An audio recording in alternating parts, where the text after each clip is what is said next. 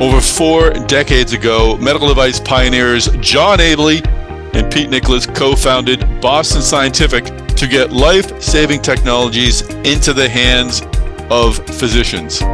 Today, thousands of Boston Scientific employees are continuing that mission. We'll begin to tell their stories here on the Boston Scientific Talks podcast.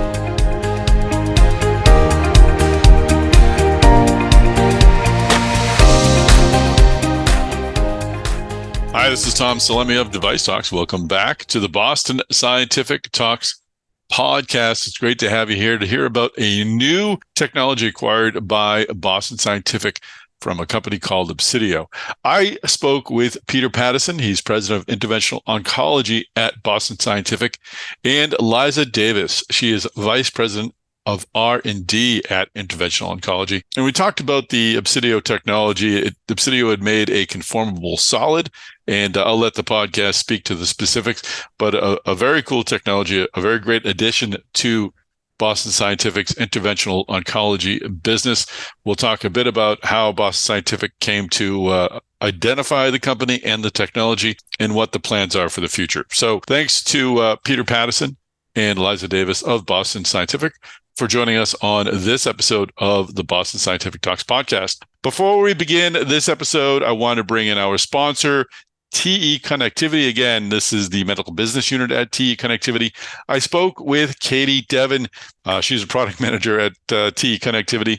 And we talked about medical metals business at TE Connectivity. So let's bring in Katie Devon of TE Connectivity.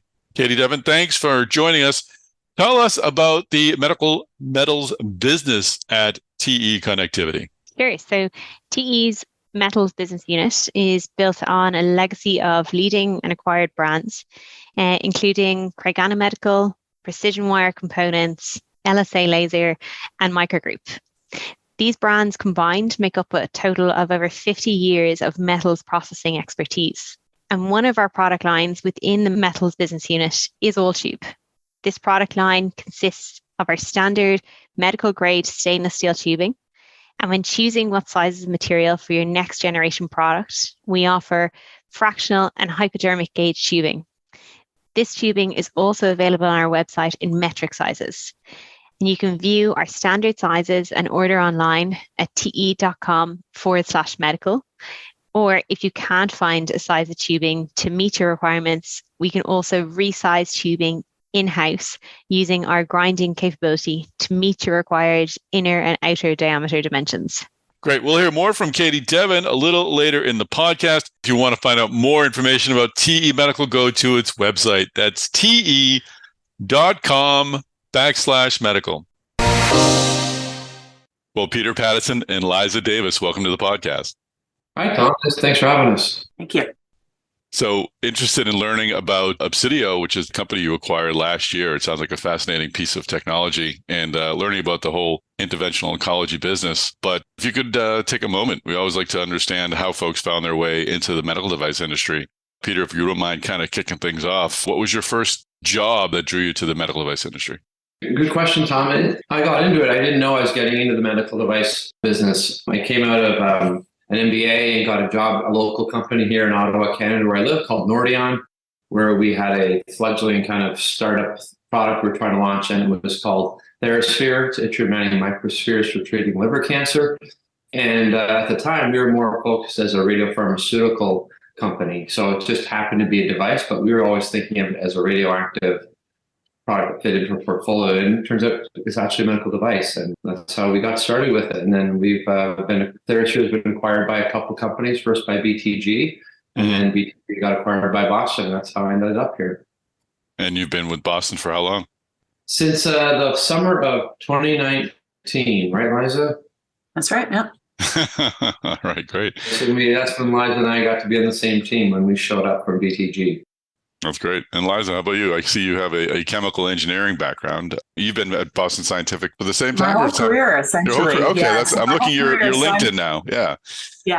Yeah. So I went to college at a school in Indiana and had the opportunity to go work for a pharmaceutical company for an internship and kind of fell in love with the idea of doing something every day that was going to help people as opposed to making consumer products or doing something else. But when I was done with school, my husband and I were trying to figure out kind of where we wanted to end up. And we ended up in Minnesota. I was from here. I grew up here. And there's not much pharmaceutical, but there's a ton of medical device opportunities in the Twin Cities. And we both gravitated to that space and really haven't left ever since. It's a pretty rewarding space to work in. And I've gotten to work on a lot of different technologies over that time. So it's been my whole career to this point. That's great. And what was your first post at Boston? I was an engineer working on some of our drug coatings for coronary stents. Oh, neat. Okay. So, very entry-level position, and got to learn a lot as the company was learning a lot about a new technology at the time. Great. And Peter, could you give us an overview of the interventional oncology business? Just a sense of what, obviously you're going after cancer, but maybe a little more specifics and what your portfolio looks like?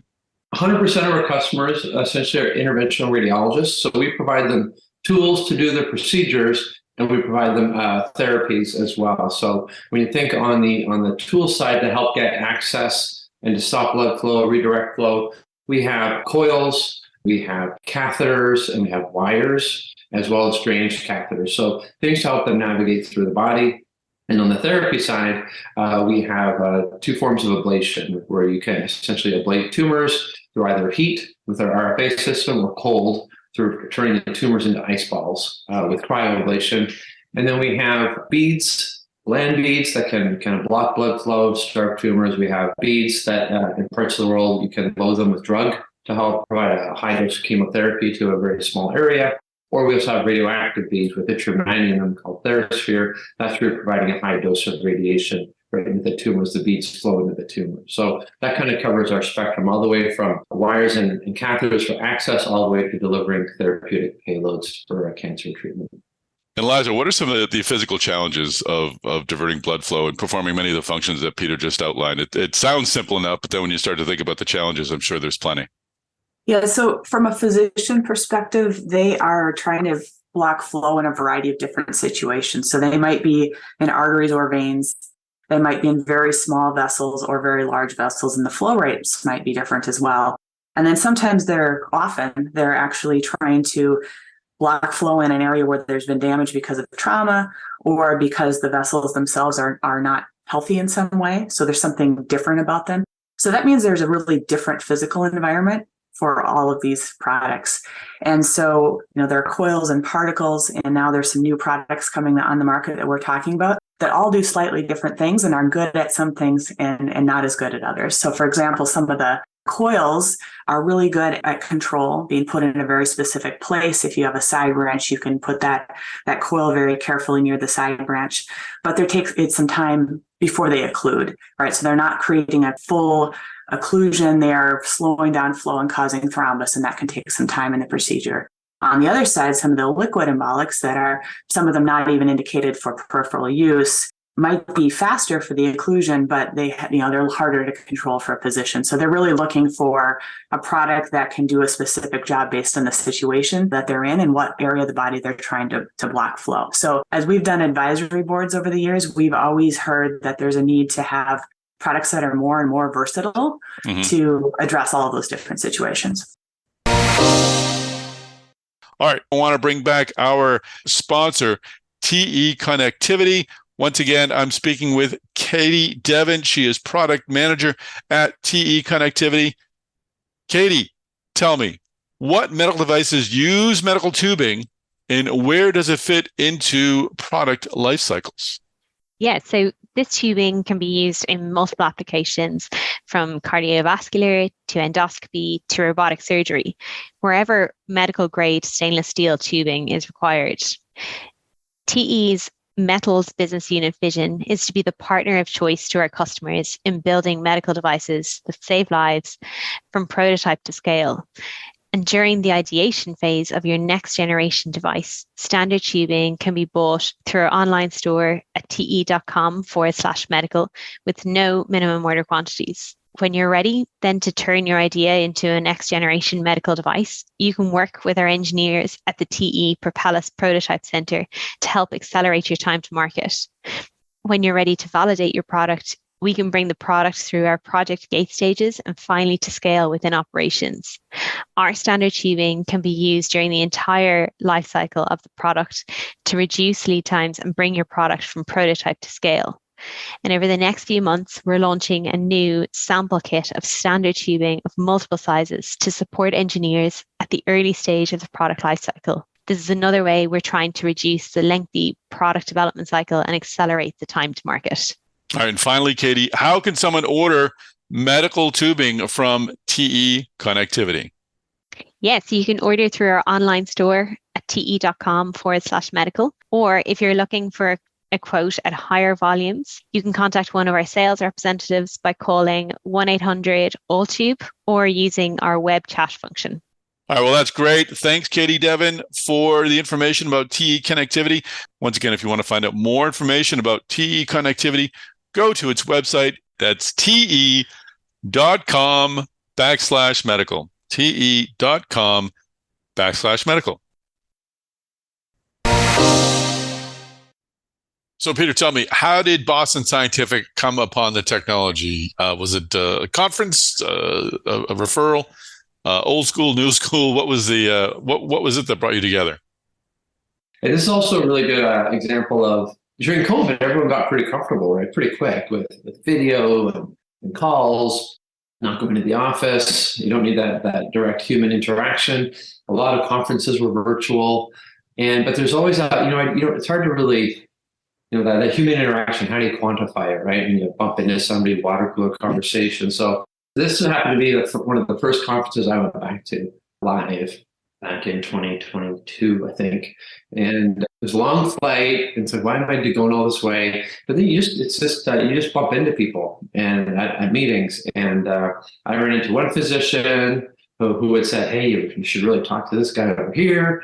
And went over and he introduced me. And there's Dr. Rami Oklu from Mayo Scottsdale, who is the founder and lead scientist for this company, Obsidio. So it just happened to be one of those coffee breaks. You bump into somebody, introduce somebody else. And if I was sitting back at my computer back in downtown Ottawa, Canada, I probably would not have bumped into Dr. Rami Oklu from Scottsdale. So I think we all know that, but everyone got pretty comfortable with COVID. So it was kind of cool. So I met him during this meeting, and him and his CEO partner, Hassan, they gave me sat down in a corner at one of these high tables and had our coffee. He ran through the presentation. I was trying to show, because these are also negotiations right from the start, even if you're not interested, but I was trying to show enough interest, which I certainly was, but I didn't want to show too much interest. Wow, this is amazing. We have to have this. You don't want to say that. Yeah, you put in enough of interesting and enough fascinating, but then you don't look too interested, right? So right. I thanked him for the presentation. I did a slow walk out of the room. And then as soon as I got out of the room, I sprinted over to a quiet spot and called my BD contact and said, you've got to get on these guys yesterday. Please hurry up. And but so I looked super cool leaving the hall. I didn't look like I had to leave. And our BD team took over, called Liza. And this is where I think something that in my time at Boston, I think they got down to a science they really excel at is identifying opportunities. Once they find them, the machine kicks in, and just the collaboration from operations to marketing to the BD team and finance, it all kind of goes pretty quick. And it just happened within just a few months. So like I said at the beginning, usually these things kind of marinate and linger, and people at meetings, you meet the next year, how's it going, any progress? And this was a case where we went from kind of zero to close in pretty close to record time. I'm not sure, Liza's been around longer than I have. That was pretty quick when I think, right, Liza? It was pretty quick. Yeah, it was fastest one I've been involved in for sure. That's great. If that were my conference, I would have you on a commercial for the conference, because you've just given great testimony for the whole conference experience. Liza, were you equally excited when you first happened upon or learned about what you were looking at? Tell me what's unique about what Obsidio was doing. Yeah, so I mean, you always go into these things skeptically because you have the first conversation and they tell us all the things about it that are really good. And then we get it in our hands and we test it. And the more we tested, the more interested we got in the product as well. It has this really nice balance of not being a solid or a liquid. We call it a conformable solid. It's a shear thinning material, which is a fancy technical term, meaning that it's a paste in its normal state, But as you start to push it through the catheter, you're putting some shear forces on it, and the viscosity goes down and gets more liquid-like, and you can deliver it. And then as soon as it comes out of the catheter, it no longer has those shear forces, and so it becomes that semi-solid again. Oh, cool. So it's a really interesting way to control the material. The physician has a lot of that control on how they deliver it. It fills the vessel really quickly in the place where you put it, and then creates a fast occlusion. So it had some properties that were very unique relative to the other products that were on the market and that we'd seen in the space. And that's what got us really excited about it. When is the appropriate time, or did you see the appropriate time using this product? What would be the situations that require something like this? Yeah, so this product is indicated for a couple of situations. One of them is a bleed in a small vessel, so a vessel that's 3 millimeters or smaller. You can use it with microcatheter to deliver and block that flow really quickly. That can be important because those are often cases where there's been some sort of an emergency and you want to stop that flow really quickly. It can also be used with some hypervascular tumors, especially if you're going to do surgery later. So you block the blood flow, start to starve that tumor, and the surgery can then proceed afterwards. So those are a couple of situations. We're looking at other places that we might be able to use it in the future, but that's the current indication. Interesting. And Peter, I'm looking at the release that came out August 2022. At that point, then the technology was gel embolic material, GEM technology. It was recently cleared by the FDA.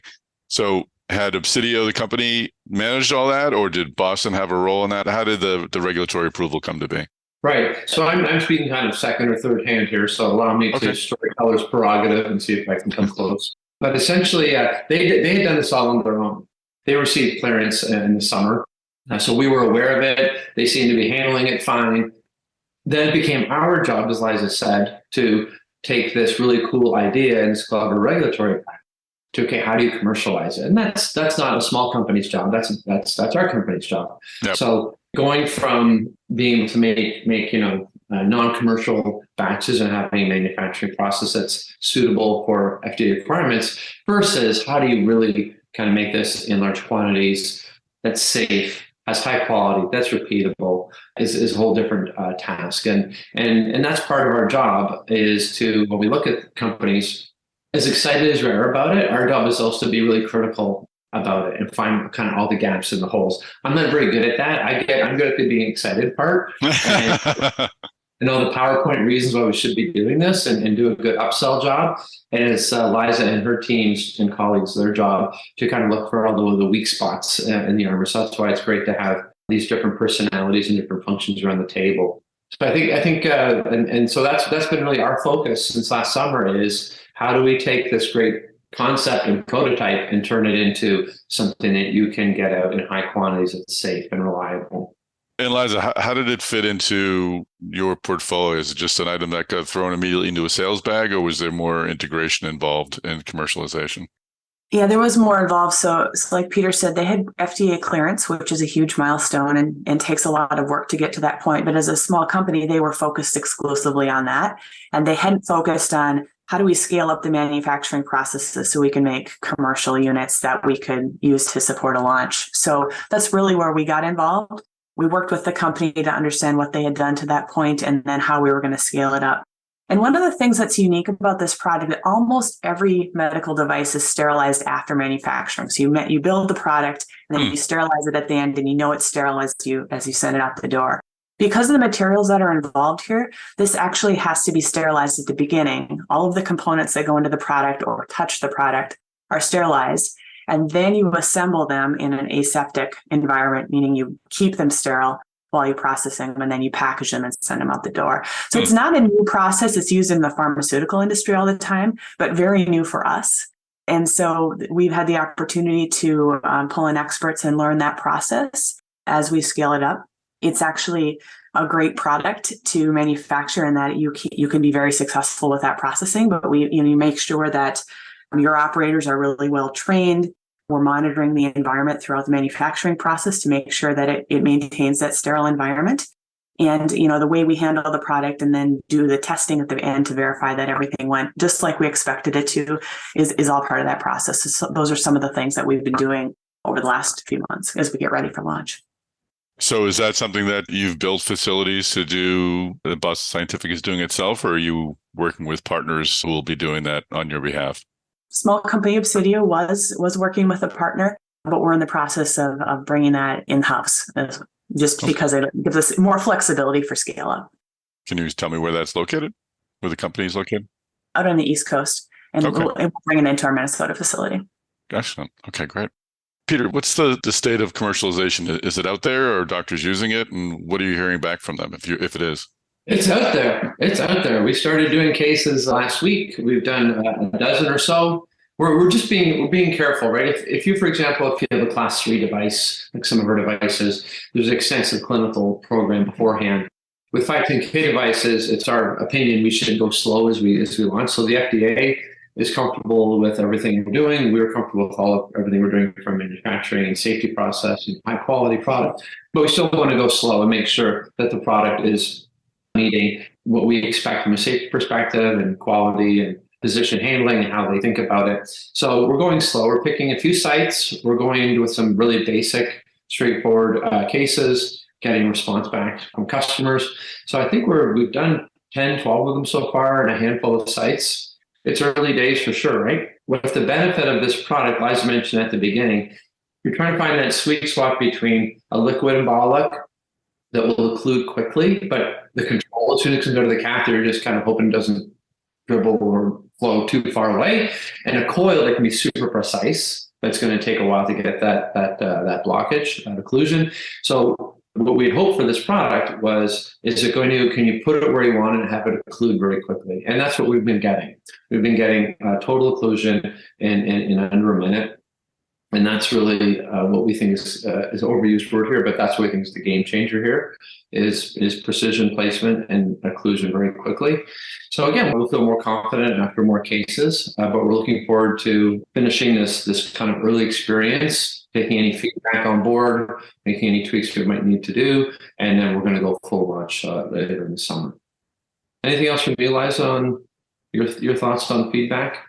No, just it's always as much testing as you do in your hands internally. It's always exciting to hear about it getting used for the first time. And so that was a really exciting time for our team. We had some team members who were there at the sites to be able to see those first cases. And so there was just a lot of excitement from both the Obsidio company and also our internal company who've been working on this just to see it go out into the world and perform as we hoped. That's great. Looking ahead, does this technology have the ability to have other applications? Does it become sort of a hook that you hang other similar materials on? Where do we go from here from an R&D perspective? Yeah, great question. I think we have a lot of thoughts on what that might look like, both smaller steps and larger ones. And so, yes, those are all things that our team is working on at this point and looking forward to, for sure. And Peter, on the portfolio and commercialization side, if someone's listening to this podcast and they're doing something similar, should they be looking for you at a conference and pulling you aside and showing you a PowerPoint?